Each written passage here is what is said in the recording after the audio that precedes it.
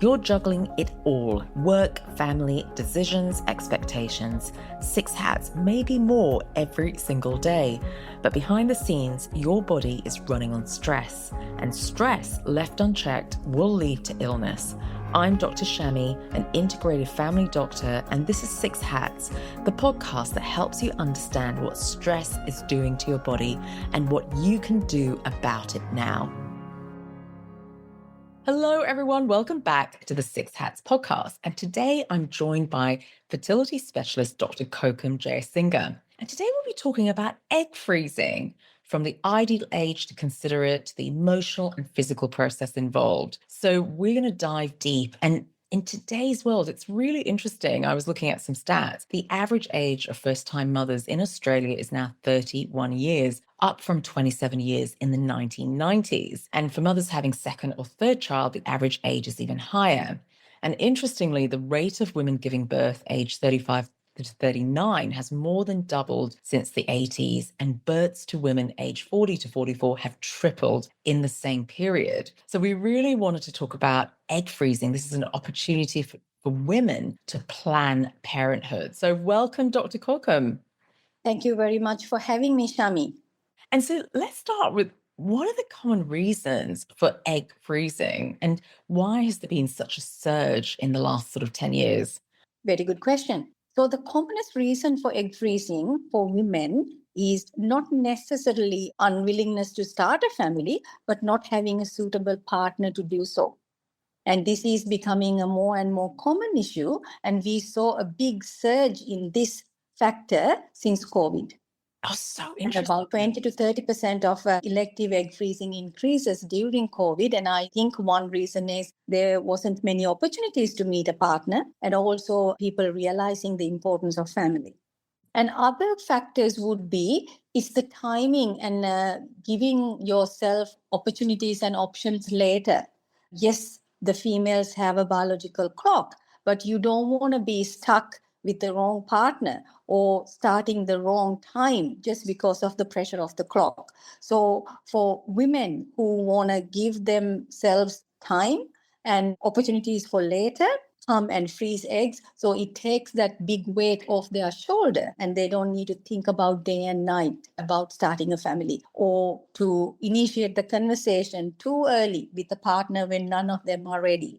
Other factors include medical. So these are elective egg freezing. That means healthy women with no medical concerns. And then there is a group of medical situations we would encourage egg freezing. And one of the common ones are young women diagnosed with cancer of some sort who needs chemotherapy. So chemotherapy can certainly affect your fertility, egg numbers, egg quality, or even bring on the menopause earlier. So these women definitely would seriously consider freezing eggs before they start their cancer treatment. Other group is medical conditions like endometriosis that would need surgery, sometimes repeat surgery, and operating on the ovaries may diminish their egg reserve, or have had operations on the ovaries for all different type of cysts, like a benign dermoid cyst, ovarian torsion, and these kind of situations we would encourage freezing if they're not quite ready to start a family. It's so interesting you say that, because when I reflect on my GP career and just seeing the trend, it definitely has increased. A lot of more younger women, probably in their early 30s, fit well, just again, single,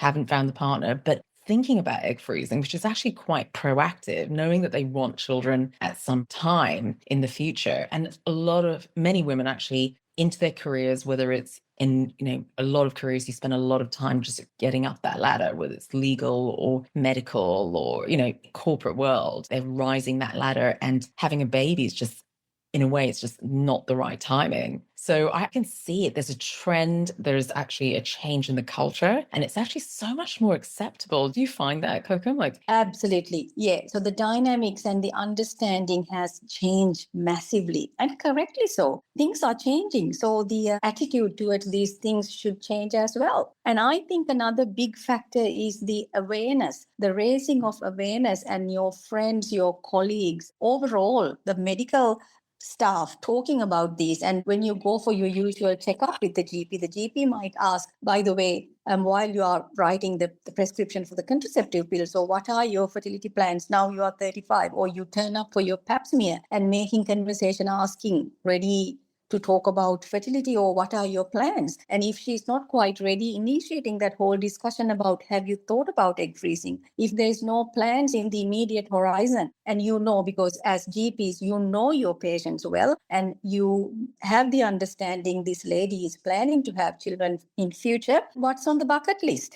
Is it keep getting bigger and bigger? Are you kicking the can down the road more and more? So, and if that's nothing wrong with that, and we all have our aspirations, plans, and whatnot. And if this is not the right time, and good idea would be to take that pressure off and consider doing something about it, what is within your control. So I think it is the overall, the community acceptance as well as understanding and awareness. And your colleagues, your friends would be talking about your coffee conversation, dinner conversation as well. By the way, I did this and it wasn't as bad as I thought. Or have you thought about it? How about it? So these kind of conversations is definitely raising awareness. Absolutely. So let's dive into the process of egg freezing. So if someone gets referred to see yourself, Kokum, where do you start? What does the process look like? Yeah. So I would start with the general conversation just to understand what is behind the idea of freezing, what is behind the reason, as well as what her family goals are. So all these factors would matter. And most of all, how old she is, how long she's been contemplating, has she done any tests to see what her egg reserve is, and her overall health, her periods, whether she is on any contraception, and anything else I should know about her overall health. And when would she consider starting a family? Has she got a partner? And what is the ideal family size? And in future, is she planning to have one child, or does she plan to have a large family like 3 kids or more? So these things would matter.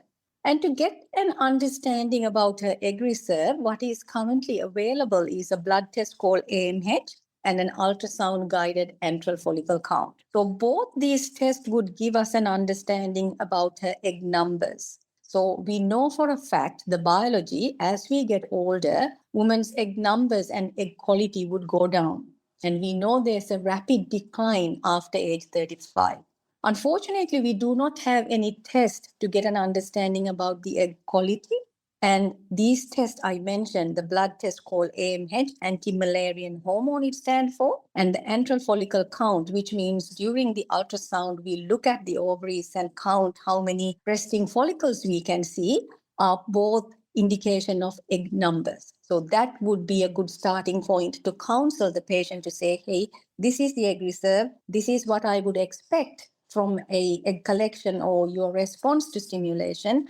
And this is roughly how many eggs we would get from one cycle. And then we build up from there case by case, of course. Right. So the first consult is obviously a conversation, and then you take them through the testing as well. So I'm just curious, would you ever say, is there a best age to freeze your eggs? If someone is in their 20s now and they're just sort of planning ahead, is there a best age? Yeah.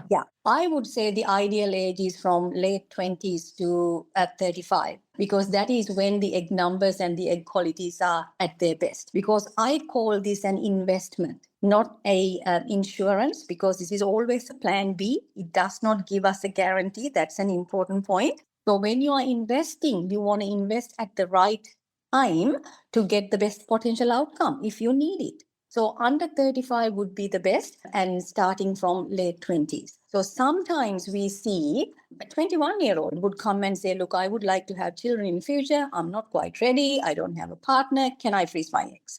So if she does have a good number of eggs, this is a patient who can wait a bit longer. So 21 is not necessarily, just because we can do that, that's not an age I would jump into it. I would say, well, why don't you, after having a chat and doing an assessment, why don't you come back and see me in a few years' time? And just we'll see how things have changed. And this is a conversation we can continue. What would change my mind is if she does have any medical situations, as we mentioned before, any kind of cancer, doesn't matter, needing chemotherapy, doesn't matter what the age. And if there are medical conditions like endometriosis needing surgery and whatnot, well, even at early 20s or younger age, we would do something about that. If it is pure elective egg freezing from late 20s to about 35 is ideal.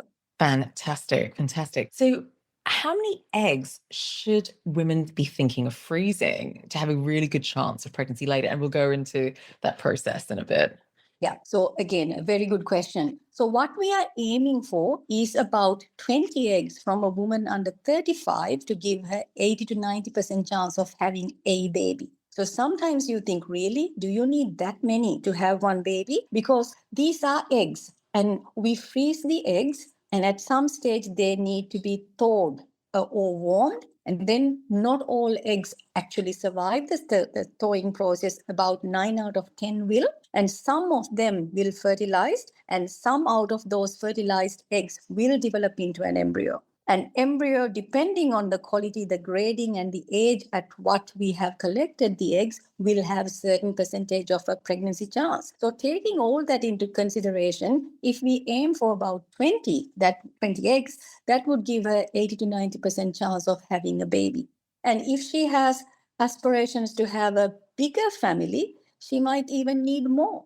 And another point is the older she gets, higher this number becomes, because the main factor, the pregnancy chances, depends on is age when these eggs are collected. So quality and quantity matters, and we are keeping that in mind when we are counseling the patients, that they understand. For example, if someone does one cycle and has 6-8 eggs, yes, it gives her some confidence, but shouldn't get a false reassurance to say, I'm fine, I can go and do whatever I want now and come back whenever I want, and I can have a family I want. So that's very crucial that patients understand the numbers and what kind of statistics that gives them. So if they would like to collect more eggs, there's always an option of coming back for a second cycle. So in fact, most of patients would end up needing 2 cycles to get a decent number of eggs in storage.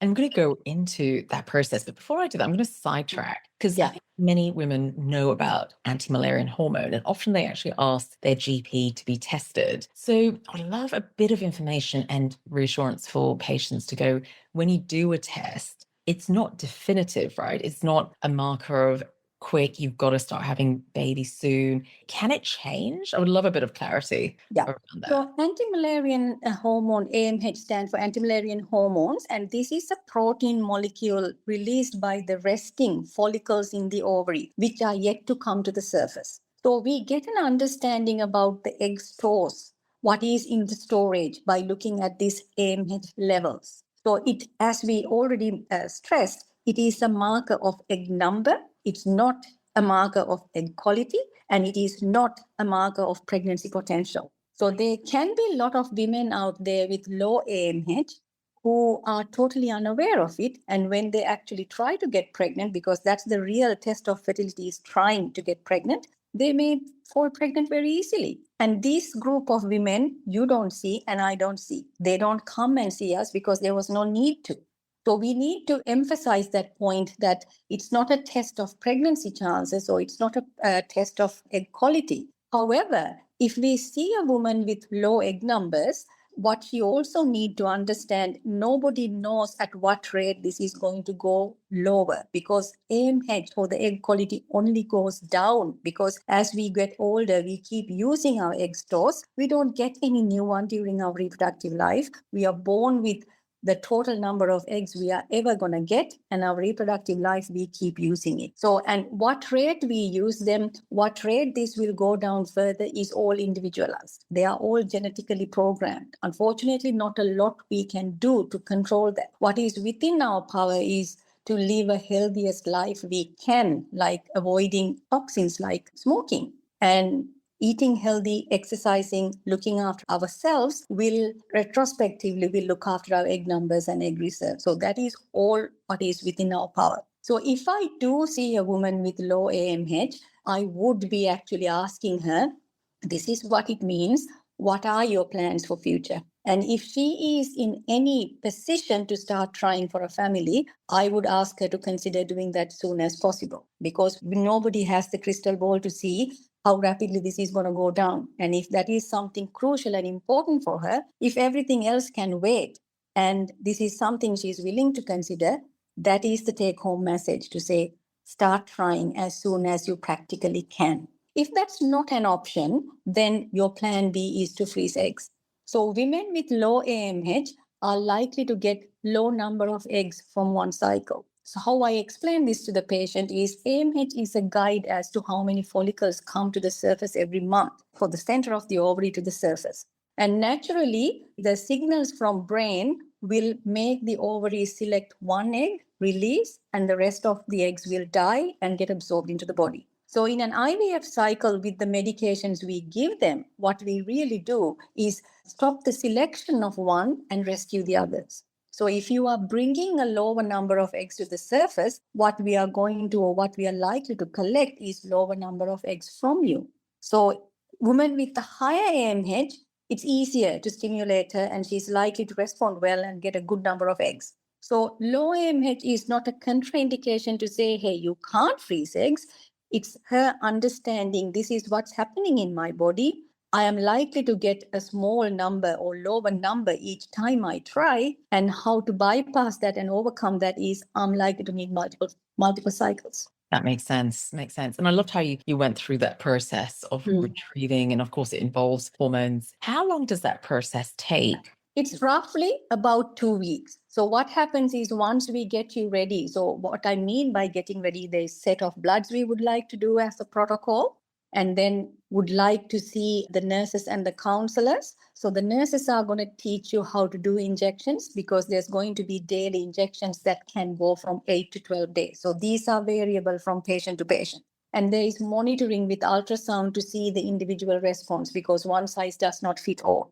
So this injection phase can go 8 to 12 days, and these actual injections should not take more than a couple of minutes. So rather than needing to come to the clinic every day, if we teach you how to do it, you'll be doing it yourself at home, and that should not interfere your normal life, work, and no need to take so many days off.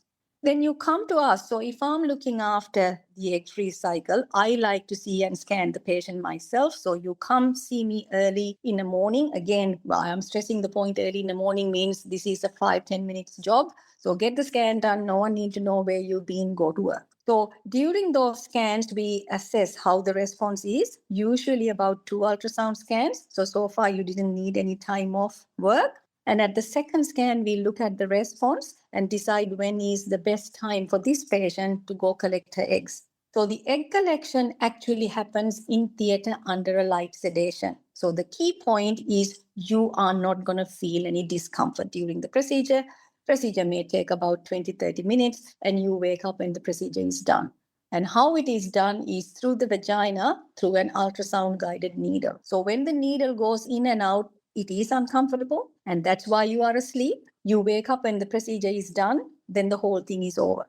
So that day, the patient need to take the day off. After the procedure, someone need to come pick her up and take her home. She can't drive after the anesthetic.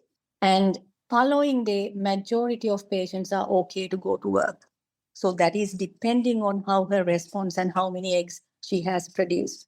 Occasionally or sometimes patients may develop a situation called hyperstimulation. So that means larger number of follicles and larger number of eggs. So if that happens, she may be uncomfortable and would need some more time to recover and get back to normal. And how long is that surgery? The actual procedure is about half an hour. Wow. Yeah. Wow. So, and how long this takes from the beginning to the end is about 2 weeks, because mid-cycle, 2 weeks is when most women ovulate. So it's a 2-week process. And so injection phase is individualized. It can vary from person to person, but average is about 8 to 12 days. So we start with 1 injection a day. Then there are a few days you will be on 2 injections. And one day, the last maturing injection trigger would be 3 injections a day. And most women, when they come, they are fussed about the injections, and they are understandably worried and concerned from what they read and whatnot. But again, majority after the first injection would go, is that it? That's not bad. And also, the next thing they ask is, how am I going to feel during the injection phase? Am I going to feel a lot of side effects and whatnot? And they expect to feel menopausal and miserable. In fact, majority would come through the door and say, I don't think the drugs are working because I don't feel any different.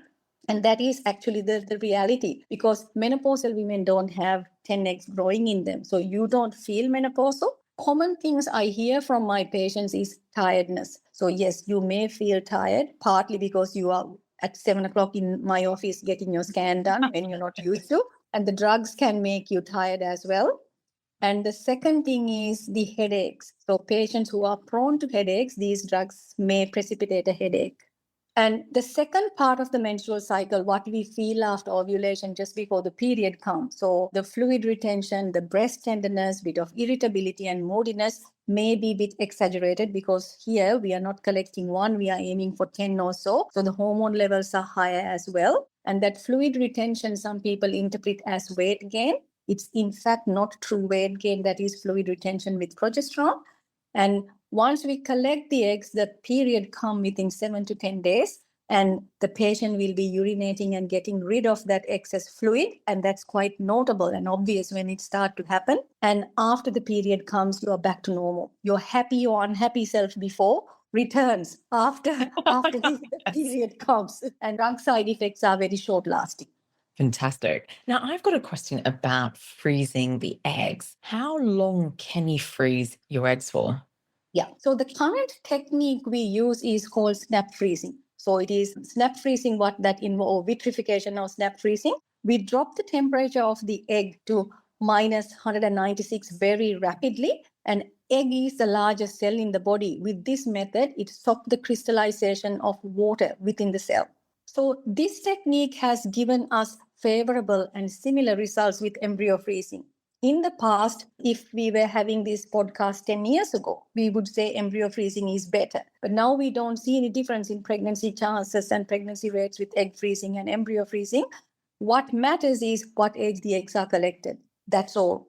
Not fresh or frozen. What age are they collected? And that's why we already highlighted under 35 gives us the best results. So once the freezing is done, technically, medically, you could say they don't expire. You can keep them as long as you want. But from state to state in Australia, there will be different laws that we need to follow. And in Australia, in Victoria, you would get a letter from the lab in about 5 years to say, we got your gametes, what do you want to do? So the patient has to reply to the letter, fill in the forms and say, please continue freezing them and keeping them. And other point is you can use these eggs until you turn 51. So there is an ethical cutoff with the age limit. You can use them because mother has to have a life expectancy to bring a child to the world. So even at 51, yes, there will be other comorbidities and things that comes with carrying a pregnancy at 51, but your pregnancy chances and getting pregnant will depend on what age these eggs were collected.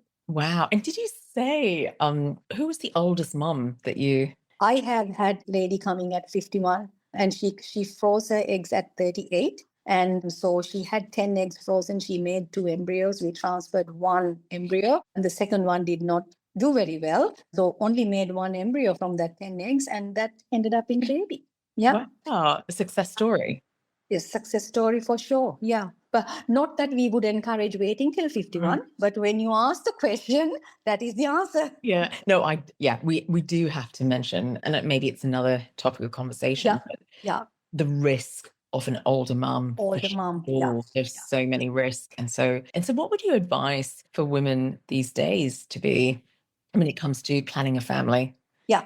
I think it's all individualized and case by case. If someone feels like, look, I would like to have a family in future, and that's quite important for me, but now is not the time or the place, or I don't have a suitable partner. I do have a lot on my bucket list that I want to deal with, and I am feeling the pressure of the clock, and I feel time is running out. This is definitely a proven method of extending your fertility and keeping your options open. It's always plan B, never plan A, but it is a good proven plan A. Also understanding the limit that because we froze eggs, there is no guarantee of a baby because we don't know how these eggs are going to behave in future. Yeah, so that would be the take-home message. And also then I take them through a few scenarios to say, well, these are the potential scenarios and outcomes if you have frozen eggs electively in your 30s. The best scenario is her not needing to come back and ask for the eggs. So that means life has treated her well. So she found a partner, or when they are ready to start trying, it happened. She got the family she needed. And this gave her the peace of mind not to rush into things with the wrong person, the wrong time. So, and that is priceless. That is absolutely priceless. And I think we both understand that as females, that how valuable that is. You cannot put a price to that. And the second point would be these frozen eggs may be used to start the family or to complete the family. So she may get away with the first child depending on what age she starts trying. But her aspiration of having a larger family, and as she get older, the second or third, she may find it harder and more difficult. So then we can help her with these frozen eggs to complete the dream family she desired. That's amazing. And the other situation is if things didn't work out, either the relationship didn't work out, or she find I'm better off doing this on my own, and did not come across someone who's worth sharing her life with. And she has climbed that corporate ladder, or her career aspirations are completed, and looking around and saying, I'm stable, I'm ready, I can do this on my own. And then we can help her with the younger eggs and donor sperm.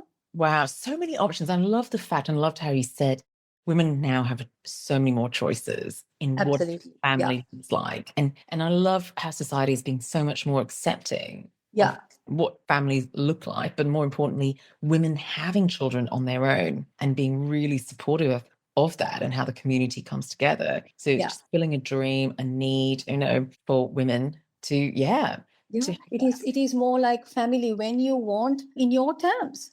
Yes. Absolutely. Thank you so much for your time today, Kokum. Where can people find you? Certainly can call my rooms if they would like to make an appointment and talk to me. And the number is 03-94173755, or follow me on Instagram at Dr. Kokum. Excellent. And you've got your website as well. Oh, my website is drkokum.com.au. Amazing. Thank you so Thank you very much for having me today, Shami.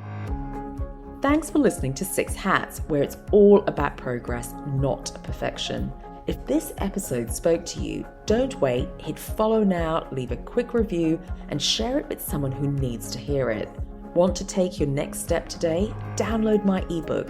The link is waiting in the show notes. And remember, this is general advice only. Always speak to your practitioner for anything medical. See you next time.